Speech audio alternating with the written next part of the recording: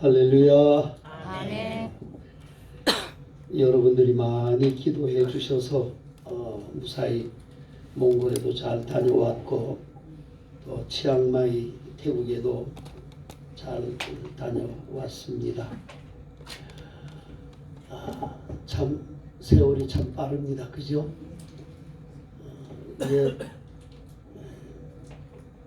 뭐 저보다 연세가 많으신 어른들 앞에서는 죄송합니다만은 70이 넘으니까 1년 가는 게 아니라 10년씩 가는 것 같고 10년도 더 가는 것 같아요. 그저께 70인 것 같은데 벌써 제가 73대네요. 10편 90편에 우리의 연수가 우리의 연수가 70이요 강건함은 80이라도 그 연수의 수고와 그 고생뿐이다. 그런데 그런 시간도 날아간다 그랬습니다. 근데 요즘에 우리의 연수가 70이다 그렇게 해서는 안 되겠죠. 우리의 연수가 90이요 강건함은 100이다 이렇게 고쳐야 되지 않겠나. 그러나 90이든 100이든 70이든 80이든 그게 무슨 의미가 있겠습니까? 하나님 앞에서. 하나님의 별명이 뭡니까? 저는 하나님의 별명은 영원이시다. 영원이시다. 그 영원 앞에서 인간이 고집 부려봐야 100년 고집 부리겠습니까? 1000년 고집 부리겠습니까? 그러니까 아예 하나님 앞에서 고집 부를 생각하지 말고 그 하나님 앞에 저는 죽었습니다. 그리고 엎드리는 것이 사는 길이다. 그렇게 생각을 하면서 삽니다. 해마다 맞이하는 이 마지막 주일, 이 마지막 날, 마지막 주일 이때만 되면 한 해를 어쨌든 되돌아보게 되는 것이 우리의 모습입니다. 되돌아보면서 어떻게 살았나 생각해보면 참 어느 한순간이 기적이 아닌 게 없는 것 같아요. 정말 기적으로 사는 것 같아요. 내 힘으로 사는 것 같이 생각할 수도 있겠지만 절대로 내 힘이 아니었다.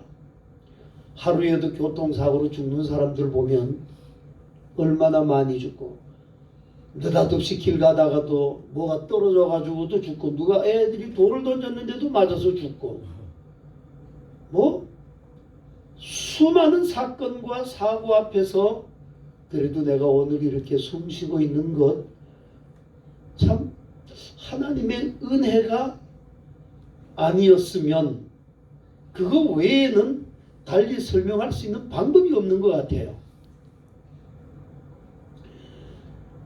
그래서 문 목사님이 일찌감치 마지막 주일은 목사님 설교 좀 해주십시오.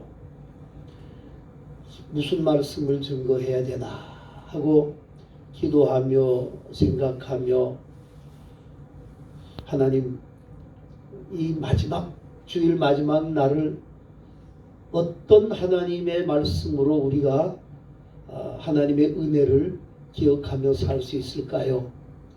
그러다가 오늘 본문을 택했습니다.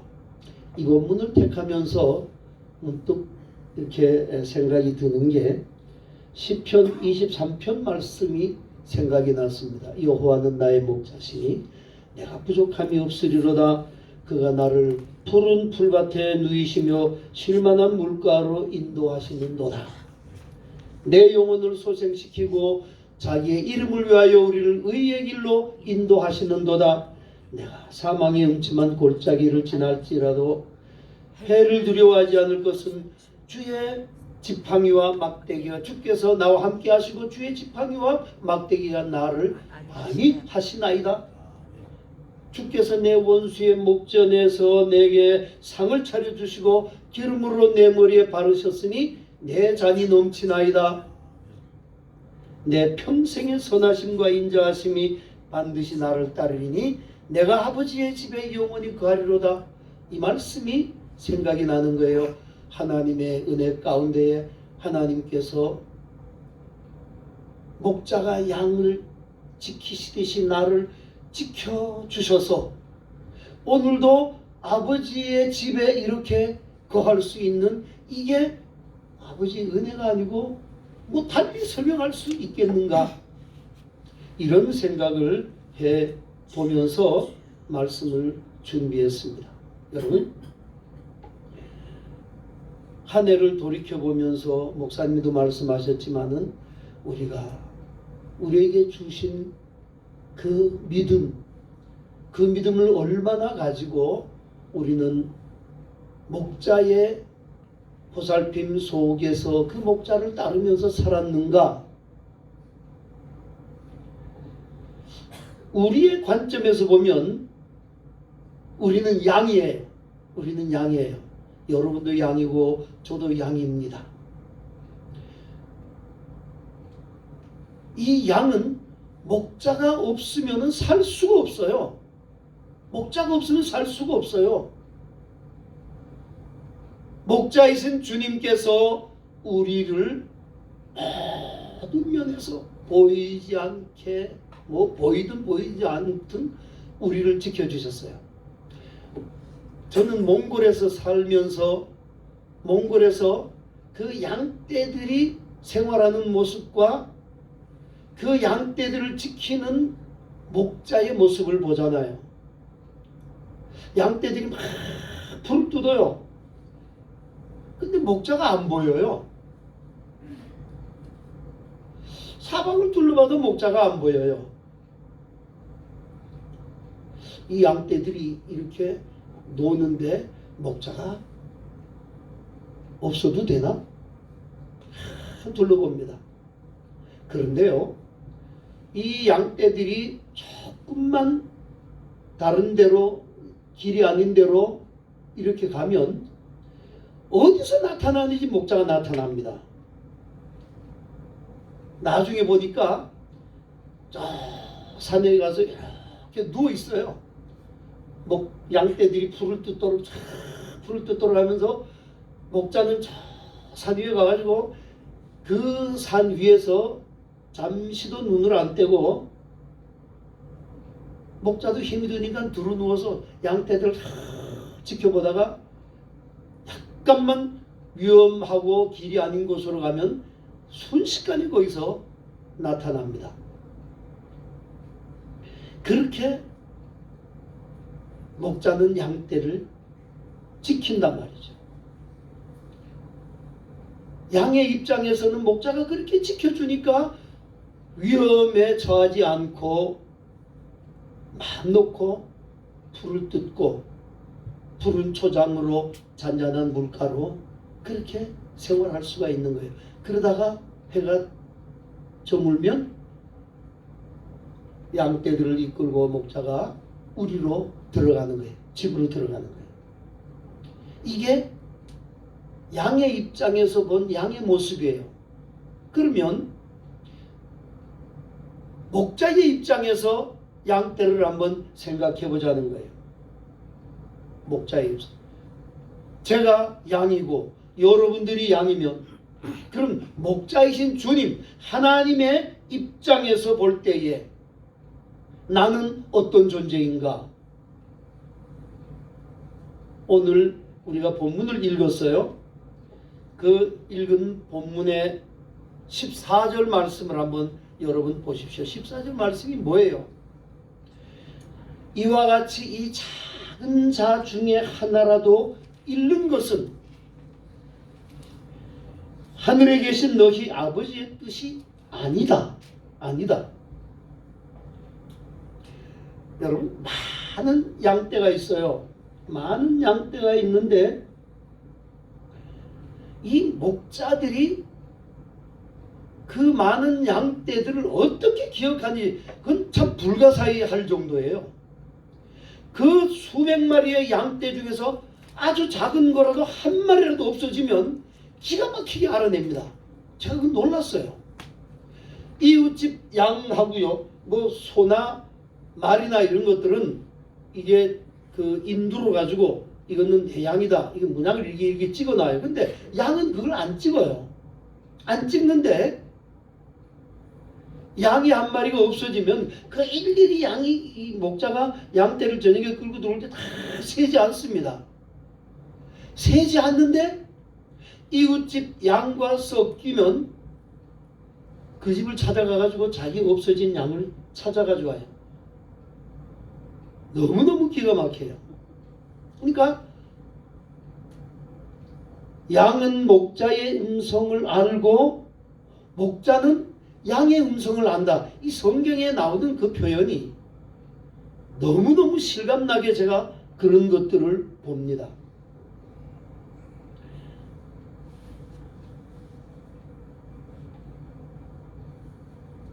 그런 면에서 제가 목회를 하면서도 그런 것들을 경험한 적이 있어요.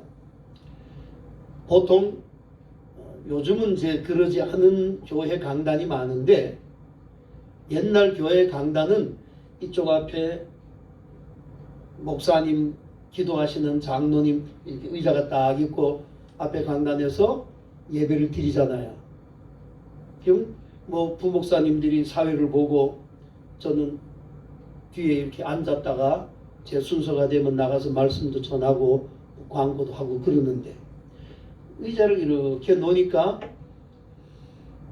여러분 좀 죄송한 얘기지만은 예배를 드리면서 목사가 제일 예배를 안 드리더라고요. 어느 날 갑자기 그 생각이 들었어요. 왠 줄 알아요? 이렇게 앉아가지고 교인들 이렇게 정면을 보고 있잖아요. 보면서 오늘 누가 왔나 안 왔나 건성으로 찬송을 부르면서, 이게 목사가 제사장으로서 교인들을 이끌고 하나님 앞에 나아가야 될 책임이 있는데 목사가 예배를 제일 안 드리고 교인들을 살피는 거예요. 이렇게 보고 누가 왔나 안 왔나. 물론 뭐 우리 열린 교회야 뭐 가족들이니까 목사님이 그렇게 살필 이유가 없어요.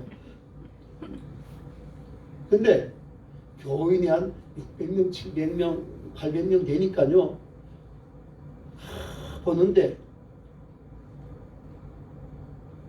그렇게 살피게 돼요.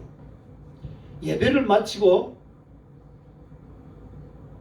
교회 현관에서 교인들 예배에 참석한 분들이 돌아갈 때 일일이 손을 잡으면서 인사하고 악수하고 한 분만이라도 잡고 가세요. 잡고 인사하잖아요. 그 많은 교인들 600~700명 되는 교인들이 손잡고 나가는데 어느 교인이 왔는지 안 왔는지 모를 것 같아요? 알 것 같아요? 알아요. 그렇게 손 한번 잡고 난 다음에 와서 이렇게 뭐 새벽에 기도할 때나 또는 조용히 앉아서 예배 시간에 또 이렇게 교인들을 배웅할 때에 이렇게 생각하면은 안 보이는 교인들이 있습니다. 그럼 부목사들하고 회의할 때에 어느 누구 교회 나왔냐고, 그럼 부목사들은 몰라요. 똑같이 제가 서고 뒤에 부목사님들이 거기서 인사하고 하는데도 부목사들은 모릅니다. 그래서 무슨 일이 있는지 알아보세요. 그러면 전화해보면 틀림없어요. 이게 제가 목회할 때 그런 경험이었단 말이에요. 목자가 양떼를 다 알아봅니다. 다 알아봐요. 그런 맥락에서 보면 아주 작은 자 중에 하나라도 잃는 것이 하나님의 뜻이 아니다라고 하는 이 말씀을 놓고 제 자신을 조명해 봤어요. 야,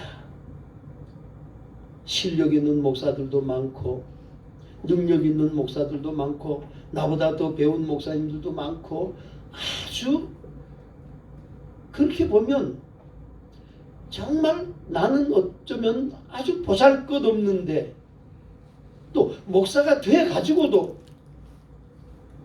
이제 나이도 70도 넘고 이제는 뭐 은퇴하고 그저 뭐 이제는 존재감도 별로 없는데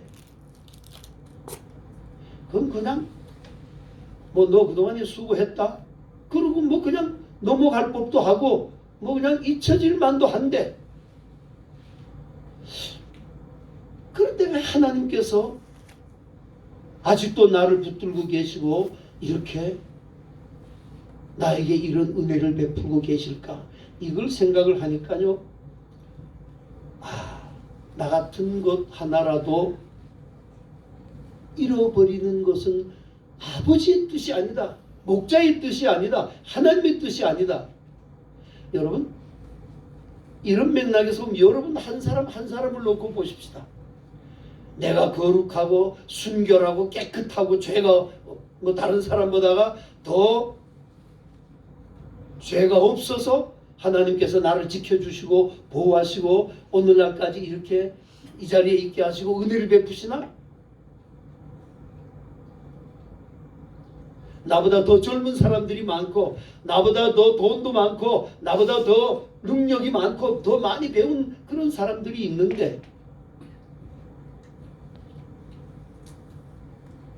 그런데 나를 붙들고 아직도 하나님은 은혜를 베푸시고 나를 이 자리에 있게 하시고 뭐 목자의 그 보살핌 하나님의 은혜가 아니었다면 아주 작은 자 중에 하나라도 잃어버리는 것이 아버지의 뜻이 아니란 말이죠.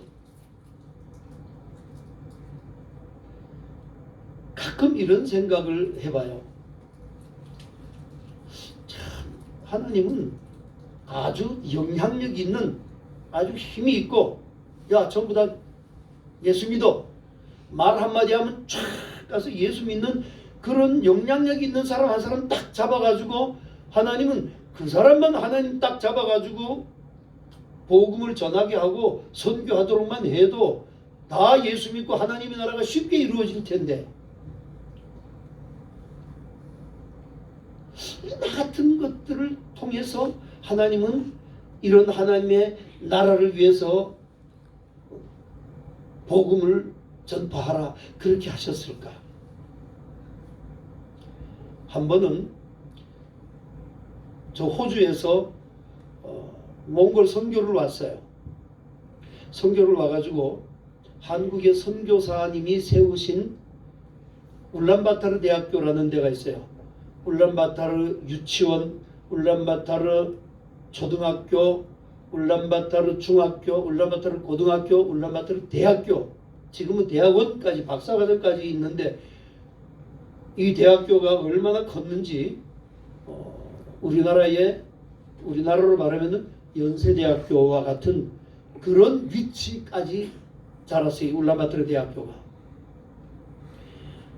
그 선교팀이 우리나라 선교사님이 세운 학교이기 때문에 이 선교팀이 한번 가서 보고 싶다 그래서 갔어요. 가서 총장이신 우리나라 한국 선교사님을 만나서 얘기를 하는데 이런 얘기를 하시는 거예요. 이 학교를 아주 최고의 명문으로 해서 몽골에 영향력 있는 부자들, 뭐 권력 있는 사람들, 그런 자녀들이 이 학교에 와서 교육받고 그래서 이 나라를 복음화 시키고 싶다. 그런 꿈을 얘기하시는 거예요.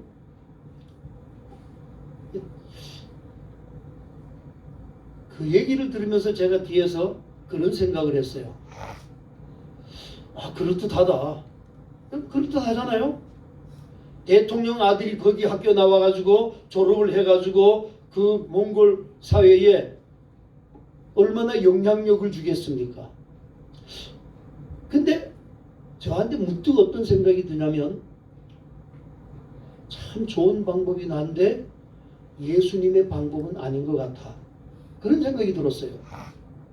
왜냐하면 예수님이 이 땅에 오셔가지고 복음을 전하시면서 활동하신 무대는 그 당시에 권력가들이 있고 힘 있는 자들이 있고 종교 지도자들이 있었던 예루살렘이 아니고 저 갈릴리, 그것도 나사렛지요.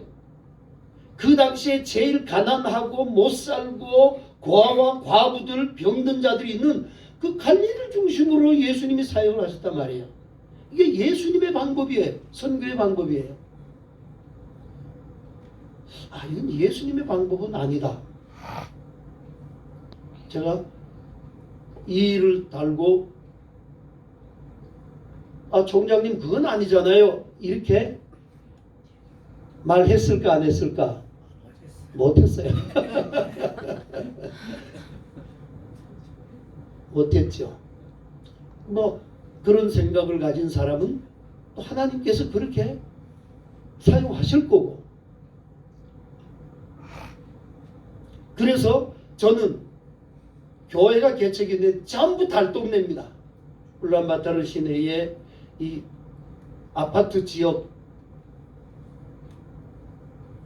이 기반 생활시설이 잘 되어 있는 상수도가 있고 하수도가 있고 수세식 화장실이 있고 아파트 생활하는 그런 데에 교회가 있는 곳이 아니고 달동네에 상수도도 없고 하수도도 없고 화장실도 구덩이 파가지고 그거 다 차면은 그냥 메우고 그 옆에다가 또 구덩이 파고 그런 지역에 세계 교회가 다 있습니다.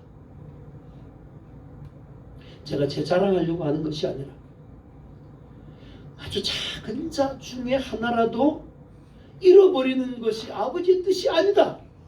아버지의 뜻이 아니다. 그렇기 때문에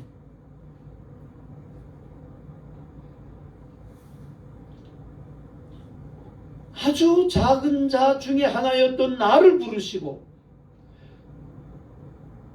나를 선교 사역자로 불러주시고 그 일을 하게 하신 하나님.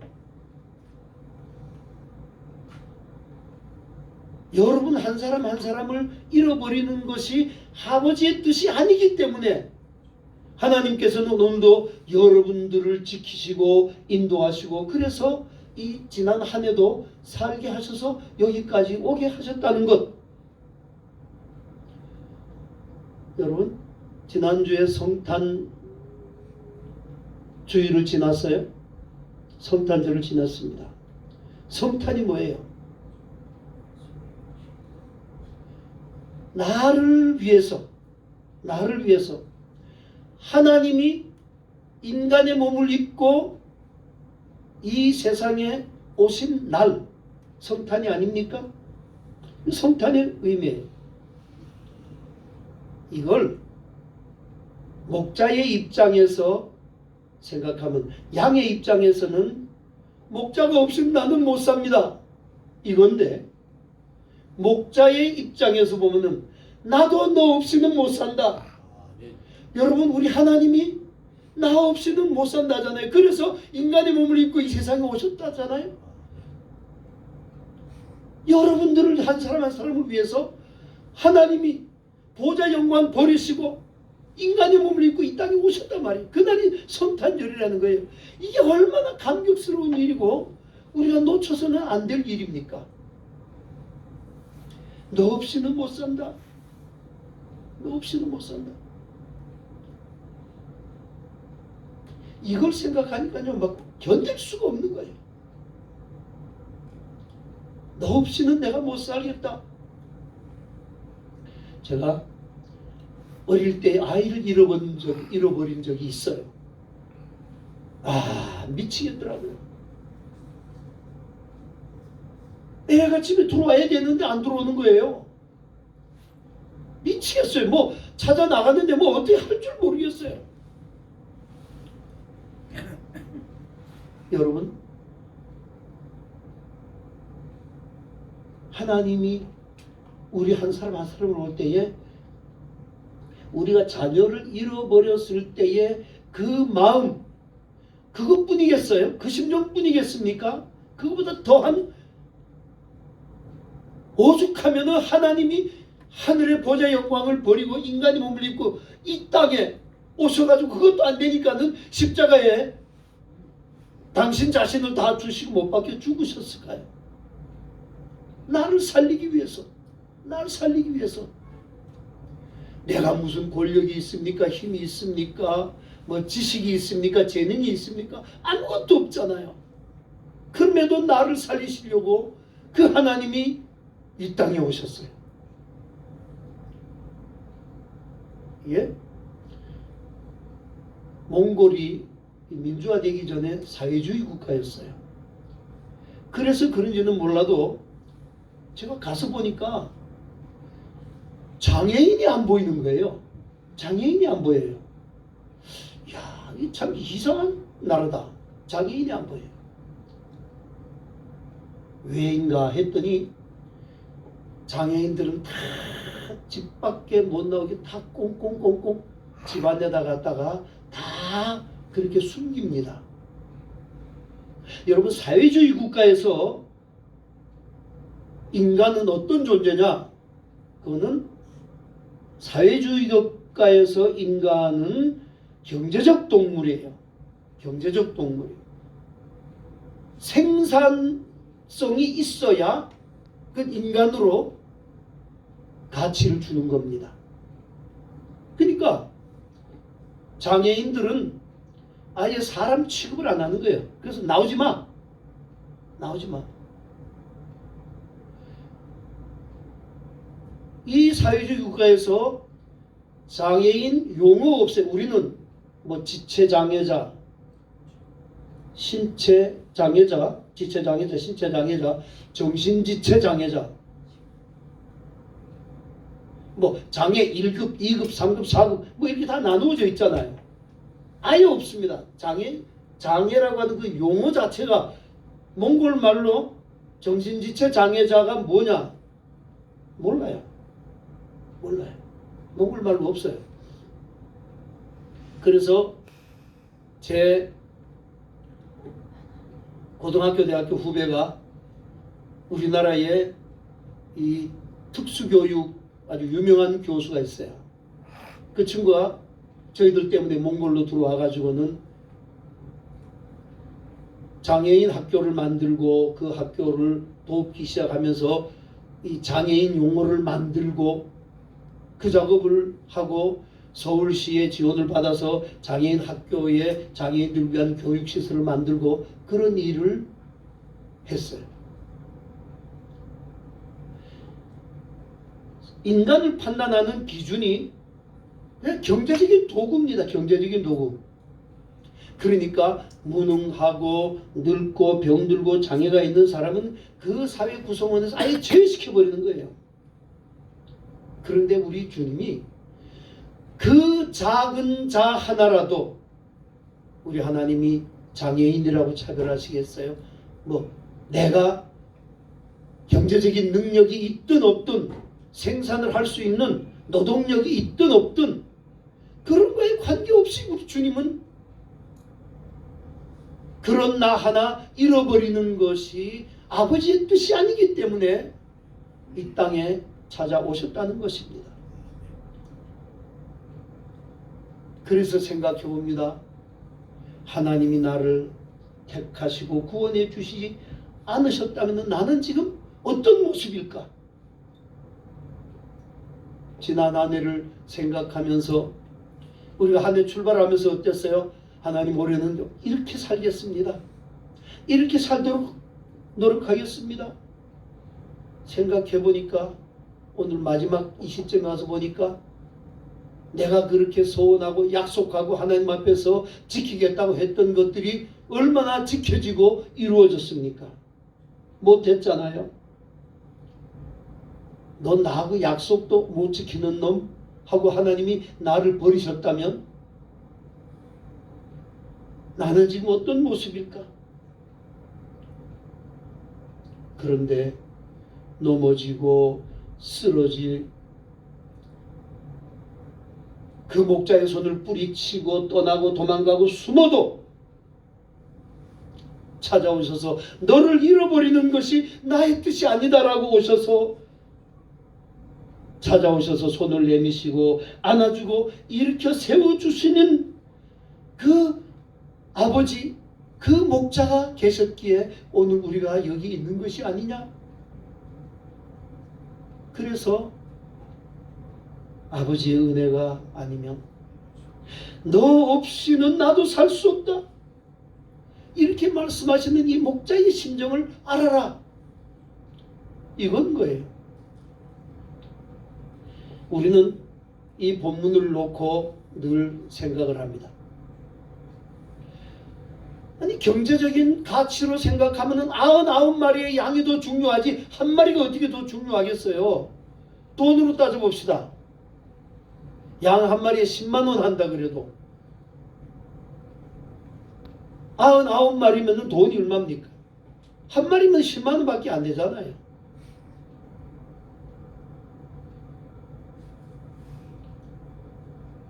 그런데 그 10만 원짜리 그거 내버려 두고 1억 가까운 돈을 그걸 갖다가 버린다. 그 바보 아니겠어요?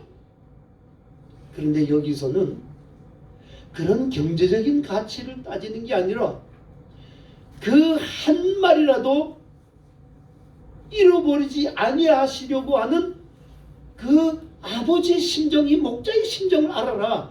이걸로 이 본문이 쓰여진 거예요.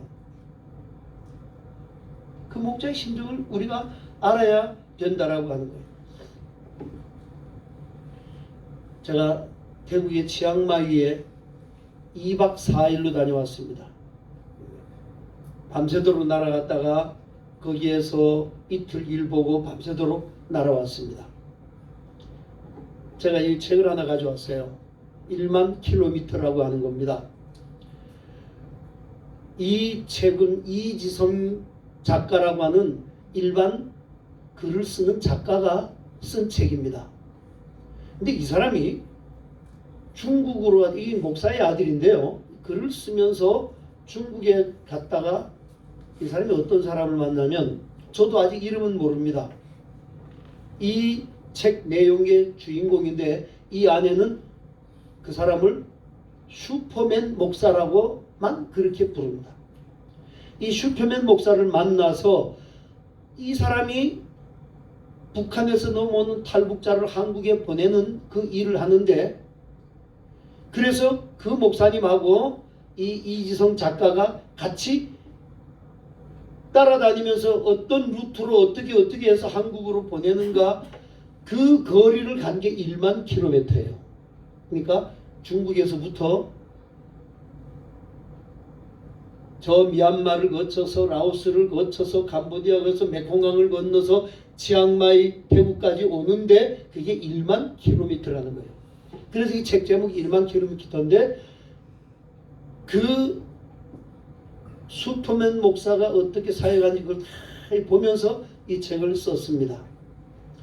이 책의 그 슈퍼맨 목사를 우연한 기회에 만나게 돼서 그 목사님이 태국에 같이 가서 현장을 봤으면 좋겠다 그래서 저희들이 2박 4일로 갔습니다.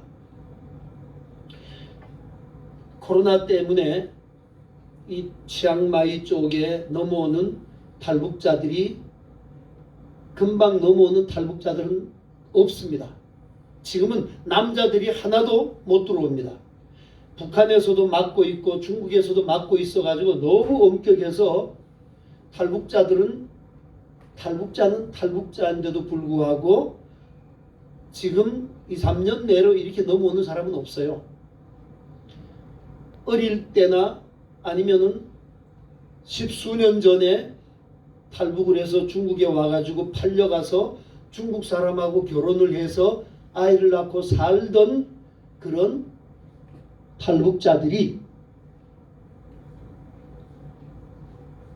시골에 가가지고 일하면서 중국 남편 만나가지고 거기서 이렇게 일하고 살다가 코로나 갔다 왔어요. 코로나가 오니까 예방주사를 맞아야 되잖아요. 예방주사 맞으라니까. 살려고 예방주사를 맞으려고 하니까 신분증도 없고 뭐 있는 게 아무것도 없는 거예요. 그러니까는 예방주사를 맞을 수가 없잖아요.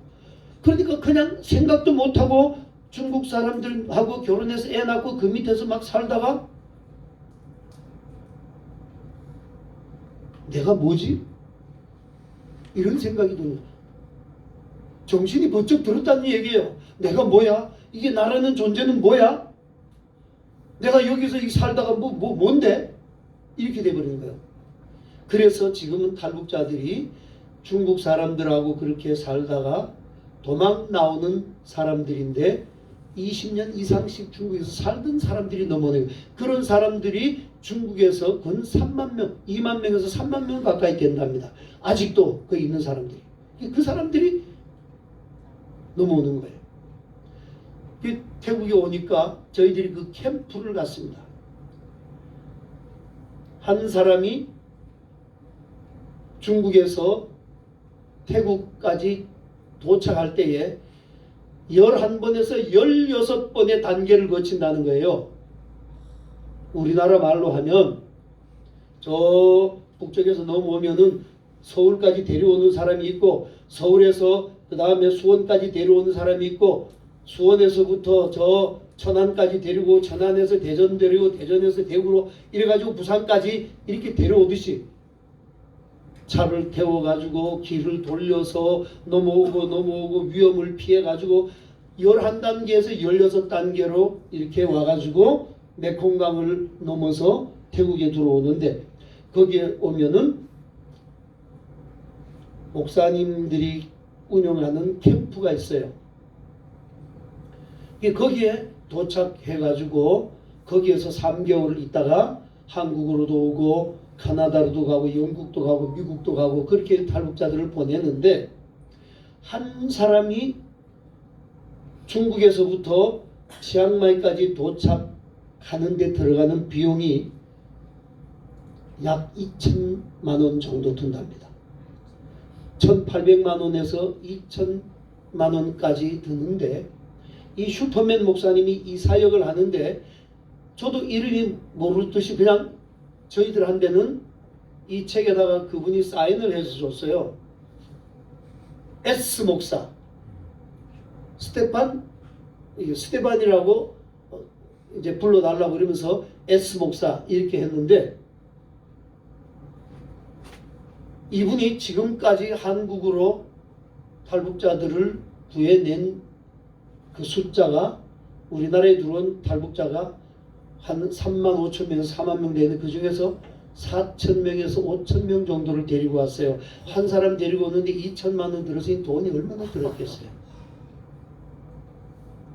올해 들어와가지고 코로나로 그렇게 못 넘어오는데 지난주에 서울에서 저희들이 회의를 하는데 그 회의하는 중에도 전화기가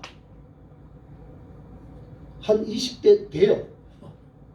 그러니까 넘어오면서 다 이게 보안을 위해서 전부 다른 전화를 쓰는데 거기에서 영상으로 지금 넘어오는 그거를 순간순간 체크를 하는 거예요.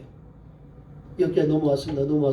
그렇게 해가지고 지난주에 112명째 지금 넘어오는 중입니다.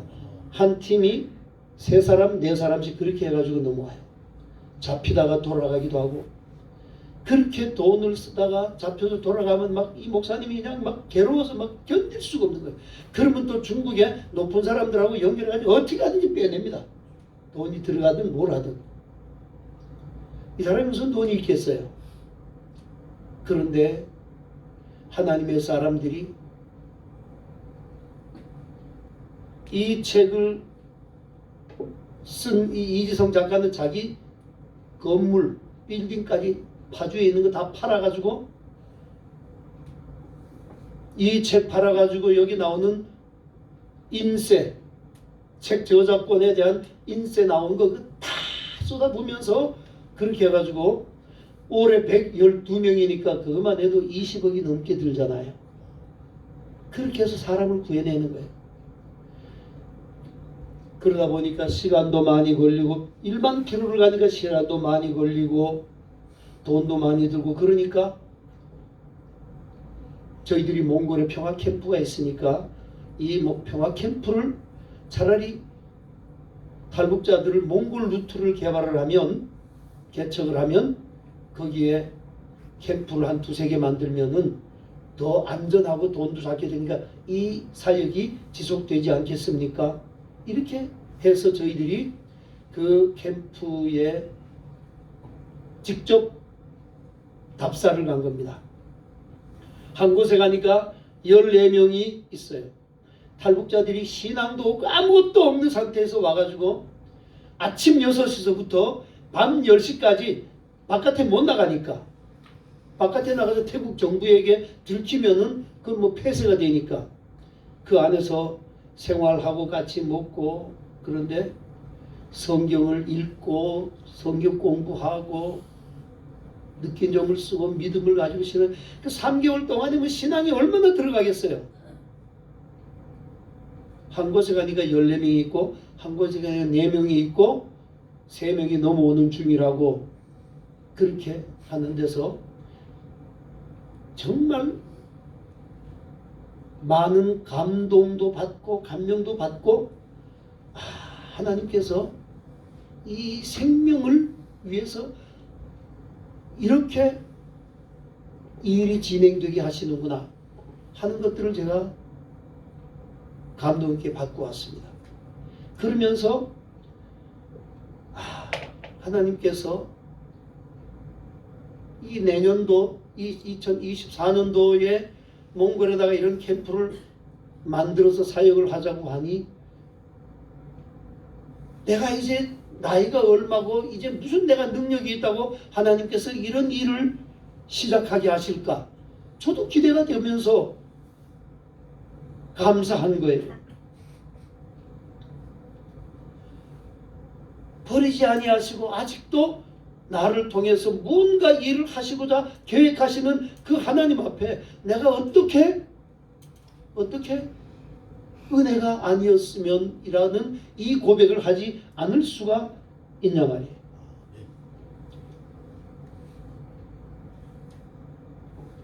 제가 믿는 하나님, 저를 사랑하신 하나님, 똑같이 여러분들을 사랑하시고 여러분들이 믿는 하나님이십니다.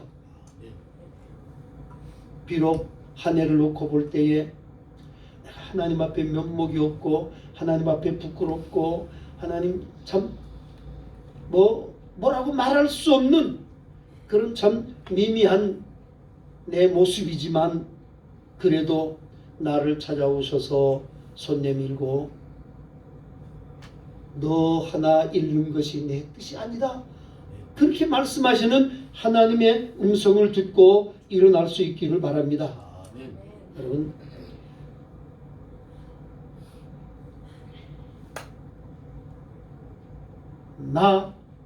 너 없이는 못 살아.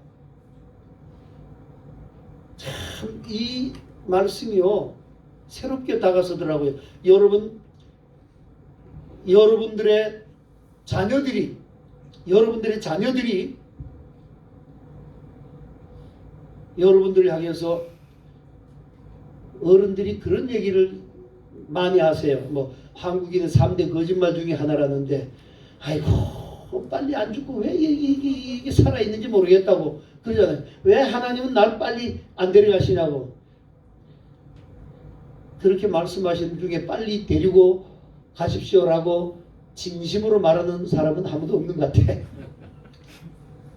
그런데요, 그런 얘기를 할 때에 자녀들이 어머니 아버님 그런 말씀하지 마세요. 그런 말씀하지 마세요. 어머니 아버지 없으면 나 못 살아요. 오래오래 사셔야 돼요.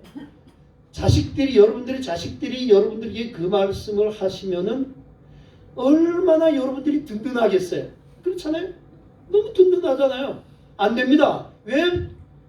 아내 죽어서는 안 됩니다. 가시면 안 됩니다. 오래오래 사셔야 돼요. 얼마나 든든하겠어요. 여러분들이 여러분들의 자녀들에게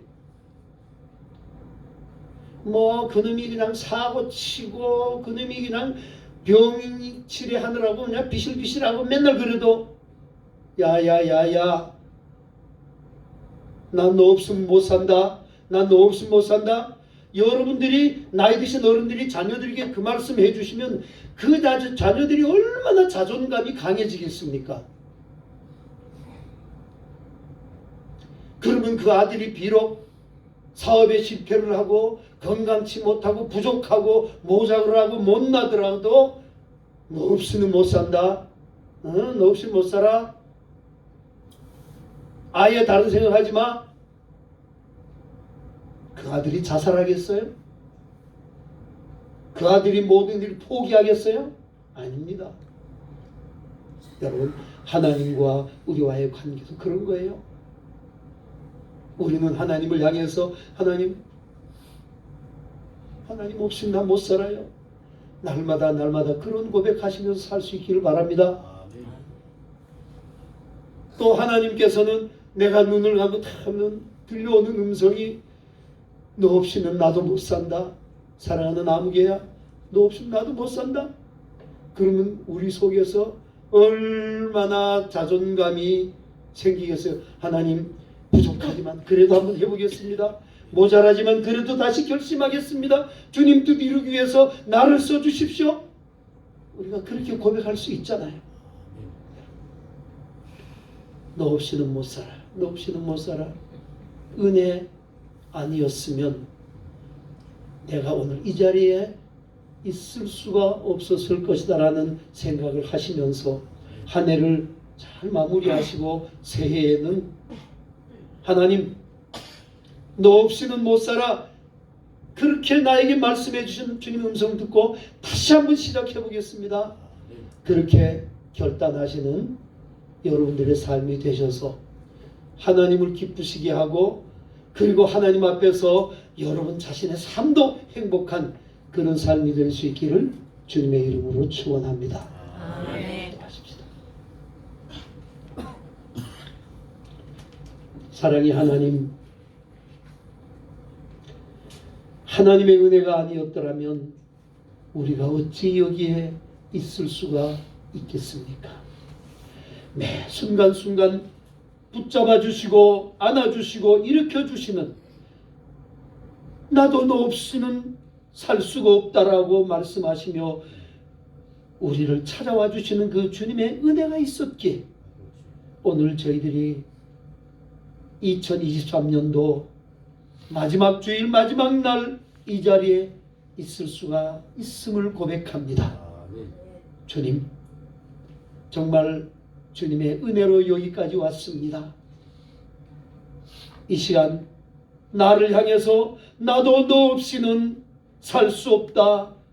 그래서 앞으로의 너의 삶에도 나는 너를 절대 놓지 않겠다라고 속삭이시고 찾아오시는 그 주님을 영접하고 맞아들이고 나의 삶을 주님께 내어 맡기는 저희들의 삶이 되게 하여 주시옵소서. 힘있게 새해를 준비하며 은혜에 감사하며 감격하며 한 해를 잘 마무리할 수 있는 저희들의 삶이 되게 하여 주옵소서. 예수님 이름으로 기도하옵나이다. 아멘.